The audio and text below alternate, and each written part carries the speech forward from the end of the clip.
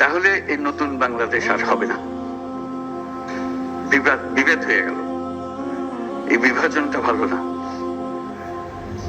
কারণ তোমরা বলার সময় বলেছো যে আমাদের এখানে স্বৈরাচারী সরকারের লোক বসে আছে, আমাকে এই করছে। তারা চলে যায় নাই।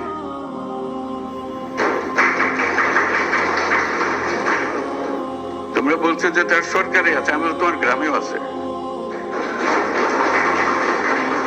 শুধু সরকারকে দেখি আমি চলে গেলাম, ওই সরকারে আছে, তারা কিছু করতে পারতেছে না। তোমার গ্রামে আছে, তুমি কিছু করতে পারতেছো? তুমি তো দুঃখ করতে এসছো আজকে।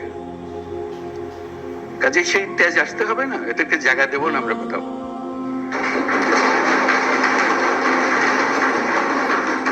আমাকে তার ভয়ে আমার গ্রামে পথ চলতে হবে, এই বাংলাদেশ করলাম আমরা। এই বাংলাদেশ তো আমরা করি নাই।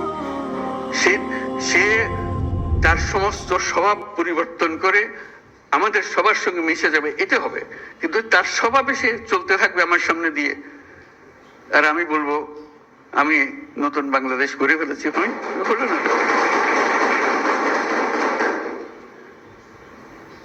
কাজে তাদেরকে জয় করতে হবে, তাদেরকে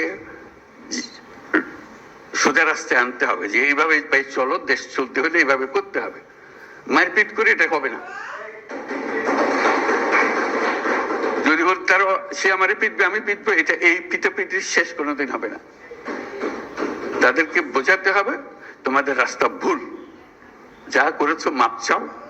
তোমরা বিচারের কথা বলেছো অনেক সময়, বিচার তো হবে, বিচারের কাজ সরকারের দায়িত্ব বিচার করা।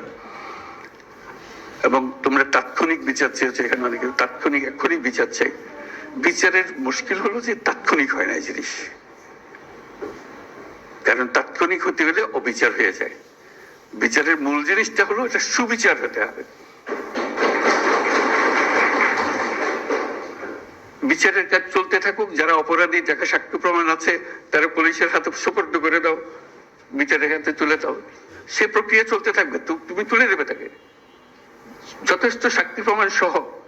অবিচার যেন না হয়। আমরা অবিচারের বিরুদ্ধে দাঁড়িয়েছিলাম বলেই আজকে এই সংগ্রাম হয়েছে, এই আত্মত্যাগ হয়েছে। আর আমরা যদি অবিচারে নেমে যাই, তাহলে তাদের আর আমাদের তফাৎ হলো কি? সম্প্রতি যেসব ঘটনা ঘটলো তোমরা চোখের সামনে